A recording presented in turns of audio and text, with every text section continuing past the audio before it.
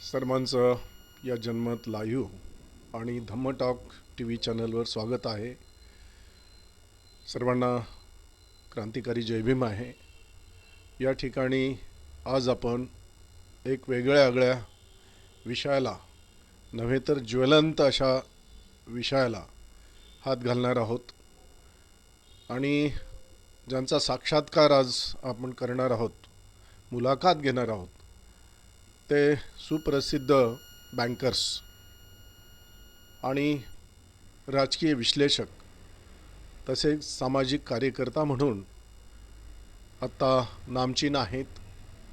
ते म्हणजे सन्माननीय अंबादासजी रगडे. प्रदीर्घ काळ SBIला त्यांनी सेवा दिलेली आहे.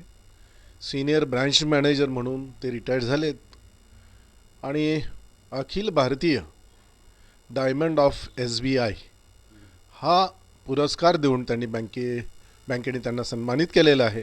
तर आज या ठिकाणी सन्माननीय रगडे साहेबांचे मी स्वागत करतो, जय भीम करतो. जय भीम, क्रांतिकारी जय भीम रगडे साहेब. मी मागे वळून बघत असताना तुम्ही सगळ्या सातारा परिसराशी, शहराशी अगदी नामचीन आहात, प्रसिद्ध आहात, सगळ्यांशी सुपरिचित आहात. मागे वळून बघत असताना की तुम्ही औरंगाबाद शहरात आले आणि तुमची सामाजिक आणि राजकीय परिस्थिती, आर्थिक परिस्थिती पूर्वाश्रित महार या समाजातून येत असताना तत्समता बुद्धिस्ट होईपर्यंत ही कशी स्थित्यांतर झाली त्या संदर्भात थोडक्यात सांगावं. डॉक्टर बाबासाहेब आंबेडकरांनी जे मिलिंद महाविद्यालय औरंगाबादला आणि मराठवाड्यासाठी काढलं, तर त्या ठिकाणी मिलिंद कॉलेजला माझं शिक्षण झालं. BSc मी केलं त्या ठिकाणी. आणि ज्या कॉम्पिटिशनच्या परीक्षा होत्या त्या कॉम्पिटिशनच्या परीक्षा मी पास होत गेलो. पहिली कॉम्पिटिशनची परीक्षा मी बँक ऑफ बडोदा या ठिकाणी मॅट्रिक पास असताना त्या बेसवर मी लागलो होतो, परंतु माझं वय कमी होतं त्यामुळे तिथे जॉईन नाही झालो मी. नंतर माझा मित्र होते एक शर्मा, त्यांनी सांगितले रगडेजी कम से कम ग्रॅज्युएशन करो आप.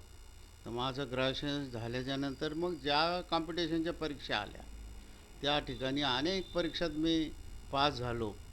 त्यामध्ये staff selection commission new Delhi या ठिकाणी सुद्धा माझं सिलेक्शन झालं. किती छान.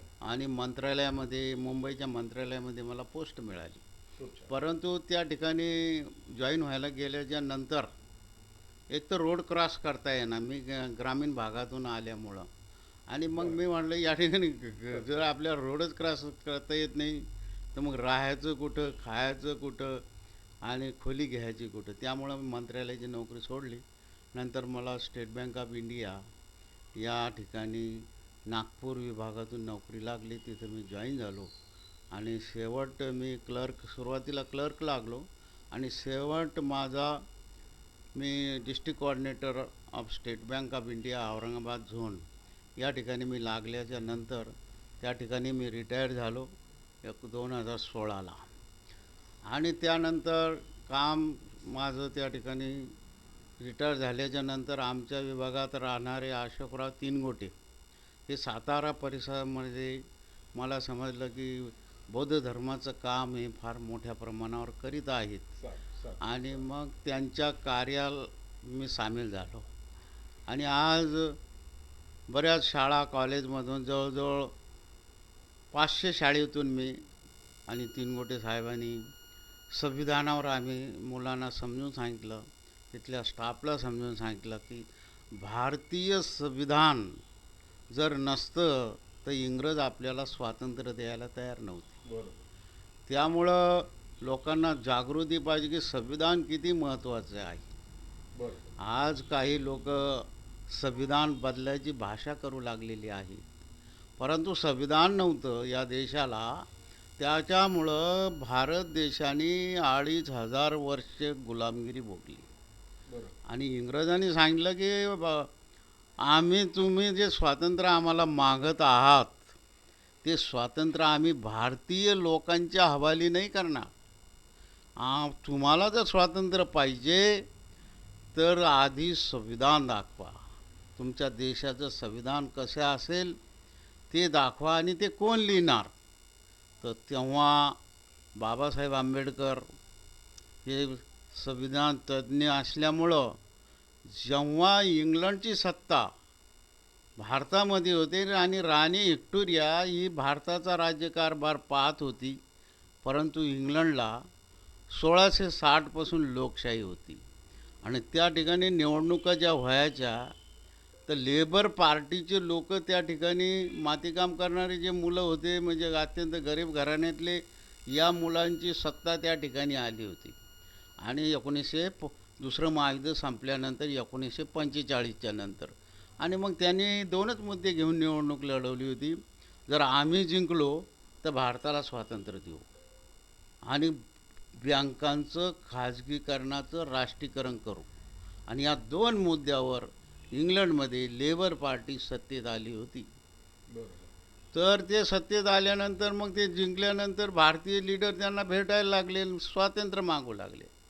तर त्यांनी सांगितलं की भारतीय लोकांच्या हवाली आम्ही भारताचं स्वातंत्र्य देणार नाही. भारताचं संविधान जर तयार असेल आणि ते बाबासाहेब आंबेडकरांनीच लिहायला पाहिजे. तर असं का म्हणाले इंग्लंडचे पंतप्रधान आणि तिथले मंत्रिमंडळ की भारताचं संविधान डॉक्टर बाबासाहेबांनी लिहायला पाहिजे आणि संविधान असल्याशिवाय आम्ही तुम्हाला स्वातंत्र्य नाही देणार. त्याचं कारण होतं की जेव्हा राणी व्हिक्टोरिया भारतावर राज्य करीत होती आणि तिच्या पतीची सत्ता पूर्ण जगावर होती, परंतु एक प्रदेश, एक स्टेट त्यांनी, एक राज्य, एक देश राणी व्हिक्टोरियाकडे दिलता. आणि मग तेव्हा राणी व्हिक्टोरिया भारताला स्वातंत्र्य द्यायला बघत होत्या. मग त्यांनी B.R. आंबेडकर यांना बोलवलं इंग्लंडमध्ये आणि सांगितलं की B.R. आंबेडकर, आमच्या खर्चानं तुम्ही वर्षभर इंग्लंडमध्ये राहा आणि आम्हाला एक संविधान करून द्या भारत देशासाठी की त्या संविधानानुसार पुढं चालून तुम्ही जी मेन घटना बनवणार तुमच्या देशासाठी ती घटना आम्हाला पटेल. ही घटना पटली म्हणजे ती घटना पटेल आणि मग आम्ही तुम्हाला स्वातंत्र्य देऊ, नसता तुम्हाला आम्ही कायमस्वरूपी पारतंत्र्यात जखडून टाकू.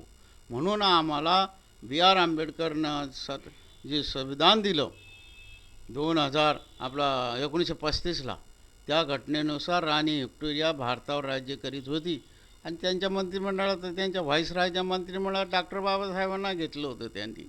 बरोबर. हां, आता 1935 सालच्या साहेबांनी दिलं होतं हे बऱ्याचशा लोकांना अनभिज्ञ आहेत यापासून.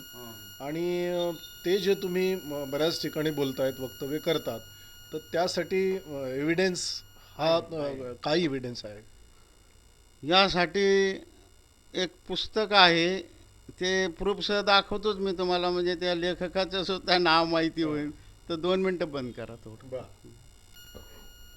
तर 1935 तीनगोटे साहेबांनी प्रश्न विचारला की 1935ची घटना इंग्रजासाठी दिली बाबासाहेबांनी, तर याचा प्रूफ काय? तर या ठिकाणी डॉक्टर ज्ञानराज काशीनाथ गायकवाड यांनी एक पुस्तक लिहिलेले आहे, महामानव डॉक्टर भीमराव रामजी आंबेडकर. तर या ठिकाणी हे पुस्तक आहे, तर बघून घ्या हे पुस्तक. प्रत्येकानं हे पुस्तक घ्यायचं आहे, कारण या पुस्तकात लिहिलेलं आहे आणि या पुस्तकात वाटलेले भरपूर असं खूप चांगलं या माणसाने लिहिलं आहे. PhD झालेला माणूस आहे आणि या माणसानं प्राध्यापकी केलेली आहे आणि चांगलं लिहिलेलं आहे. तर या पुस्तक प्रूफ आहे. 1935च्या घटनानुसार भारतामध्ये राणी व्हिक्टोरिया राज्य करीत होती. खूप खूप धन्यवाद. आता आपण जे बोलले की इंग्लंडमध्ये स्वातंत्र्य देण्यापूर्वी म्हणजे तेथील राजसत्तेने असा लोकांना आवाहन केलं, असं लोकांना अजेंडा दिला की हे आपण खाजगीकरणाचं राष्ट्रीयकरण करू आणि त्या मुद्द्यावर इंग्लंडचं पुन्हा राज्य ह्या व्हिक्टोरियाचं प्रस्थापित झालं. आणि एकीकडं आपण बघतोय की इंदिरा गांधीने खाजगीकरणाचं राष्ट्रीयकरण धोरण 70व्या दशकामध्ये हे डिक्लेअर केलं. गरिबी हटाव अंतर्गत त्यांनी हे मुद्दे दिले. आणि तिकडं बघतोय की इंग्लंडमध्ये त्यांची सत्ता प्रस्थापित होते आणि इथे मात्र राष्ट्रीयकरण केलं खाजगीकरणाचं म्हणून सत्ता गमावून बसते इंदिरा गांधी. तर या संदर्भात थोडंसं तुम्ही स्पष्टीकरण करावं. भारतामध्ये जातीवाद जास्त असल्यामुळं आणि लोक अनाडी असल्यामुळं, शिक्षणाचं प्रमाण नसल्यामुळं, गरिबी अत्यंत कमी असल्यामुळं विरोधी पार्टीनं त्यांना लालूच दाखवली सामान्य गरीब लोकांना. आणि आज आपण बघतोच की कशा पद्धतीनं गरिबांना छळू लागले. जवळजवळ 80 कोटी लोक भारतातले हे गरीब आहेत आणि त्यांना 5 किलो धान्य महिन्याला दिलं जाते. तर याला लोक बळी पडतात. आणि आज जवळजवळ 7,45,00,000 तरुण आज बेरोजगार फिरू लागलेले आहेत सध्याला. तर त्याचं कारण हे की गरिबी भारतात जास्त आहे आणि अज्ञान जास्त आहे. त्याचप्रमाणे जातीवाद, धर्मवाद आपसात आपण बघू लागलो आज की धर्मात भांडण, जातीत भांडण, समूहात भांडण, आणि याचा राजकीय फायदा काही लोकांना होऊ लागलेला आहे. बरं, या ठिकाणी आता इंग्लंडमध्ये खाजगीकरणाचं राष्ट्रीयकरण केलं आणि त्यामुळे त्यांची सत्ता आली. तर भारतामध्ये हे खाजगीकरण केलेलं आहे. पुन्हा जर जो कोणी राष्ट्रीयकरण म्हणत तर तुम्हाला वाटतं का त्याची सत्ता येईल म्हणून? हां, तर ह्याच्यामध्ये आज जे तरुण जवळजवळ 7-8 कोटी तरुण आज नोकरी वाचून, रोजगारा वाचून फिरू लागलेत. त्यांनी मोठ्या प्रमाणामध्ये प्रचार करणं जरुरी आहे. त्याचप्रमाणे जे विरोधी पार्टीचे लोक आहे त्यांनीसुद्धा पब्लिकमध्ये सांगणं जरुरी आहे की 5 किलो धान्य किती दिवस पुरणार आहे. तर कारण ही जी स्कीम आहे 5 किलो धान्य देण्याची, ही काही आपल्या सरकारनं मनानं लागू नाही केलेली. ही स्कीम युनोनं सांगितलं की तुमच्या देशात अर्धपोटी लोक, जवळजवळ 80 कोटी लोक उपाशी झोपू लागलेत अर्धपोटी. त्यांच्या दबावामुळं हे स्कीम चालू आहे. पण लोकांना वाटतं आपल्या सरकारनं चालू केली. तर हे गलत आहे. हे युनोच्या दबावामुळं चालू आहे. बरं, आता या ठिकाणी शेवटचा प्रश्न मी तुम्हाला, न झुकणारं राजकीय व्यक्तिमत्व हे मोदीजींचं होतं आणि ते युवकापुढे झुकलेले. आता आपण बघतो की कॉक्रोच तुमचे सौरभ दास आणि तत्सम सगळेच युवक अगदी संविधानिक हक्काविषयी, संवैधानिक त्यांच्या कर्तव्याविषयी दक्ष झालेले आहेत. जंतर मंतरवर मोठ्या प्रमाणात जनसमुदायाने हे सगळं सिद्ध करून दाखवलं आहे की न झुकणारं राजकीय स्वभाव, व्यक्तिमत्व असणाऱ्या व्यक्तीला ते झुकवू शकतात, वाकवू शकतात, तुकवू शकतात. तर या अनुषंगाने या सगळ्या मोमेंटला कोणत्या अनुषंगाने बघतात तुम्ही? यामध्ये संपूर्ण भारत देशाची जी आजची परिस्थिती आहे, तर सर्व क्षेत्रात, संपूर्ण जेवढे क्षेत्र असतील, शिक्षण क्षेत्र असतील, रोजगार असेल, भारताची इमेज परराष्ट्रामध्ये काय आहे, तर तेच बघता सर्व क्षेत्रात भारत एकदम खालच्या स्तराला गेलेलं आहे. त्याचं एक उदाहरण म्हणजे शिक्षणाचं सांगेन मी की आज भारत देश शिक्षणामध्ये जगात पाठीमागं आहे, सर्व जगात. आणि रोजगार यांनी देशाची संपत्ती विकूनच हे राज्य करू लागलेत. त्यामुळे नवीन कारखाने सुरू नाही केले यांनी. आणि त्याच्यामुळं जुनं विकणं आणि राज्य करणं एवढंच चालू आहे. त्यामुळं आता या दिपके साहेबांनी जे प्रयत्न केले, मुलांना जे एज्युकेटेड केलं, तर त्याचा परिणाम असा झाला की सरकार काहीतरी बदलेल. आणि जसं 12 वर्षामध्ये 19 स्टेटमध्ये 116 पेपर फुटले कॉम्पिटिशन परीक्षेचे आणि 7,45,00,000 तरुण आज त्याच्यामुळं बेरोजगार आहेत. तर हे प्रश्नसुद्धा सुटले. पेपर फुटणं बंद झालं पाहिजे.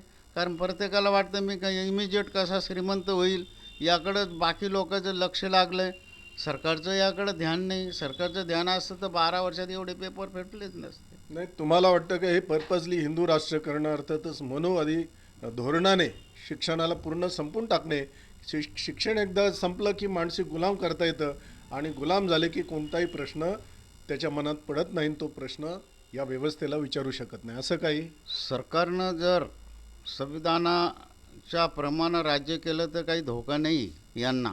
परंतु संविधानाला बाजूला ठेवून इनडायरेक्ट मागच्या दरवाज्यानं हे जर MPSC UPSCच्या जागा भरत असतील तर अशी परिस्थिती निर्माण होणारच आहे. बरोबर. अंतिमतः की तुमचा काय अभिप्राय, काय तुमचं म्हणणं त्यांच्यापर्यंत पोहोचा?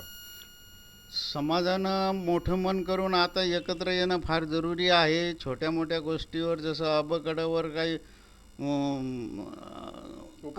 उपवर्गीकरण झालंच पाहिजे असं काही नाही. कारण जर जागाच नाही, राष्ट्रीयकरणचं खाजगीकरण होऊ लागलं तर मग नोकऱ्या कुठे आणि मग आबकडं करून फायदा काय?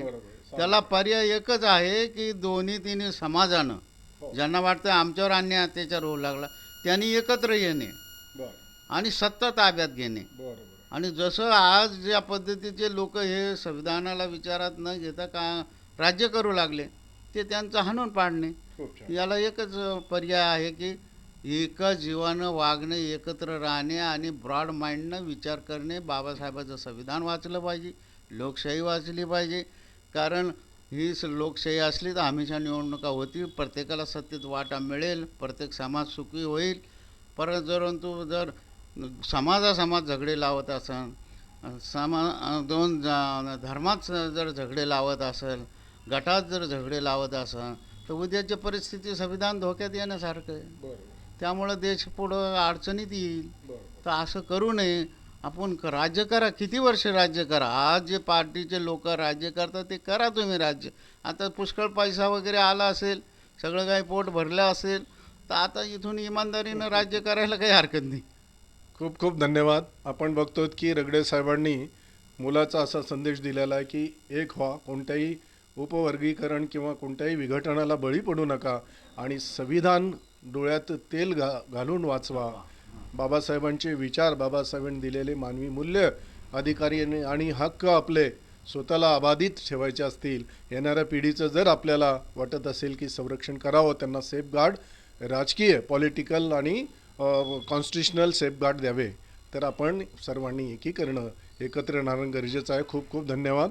रगडे साहेबांनी वेळ दिला. जय भीम, नमो बुद्धाय. थँक्यू.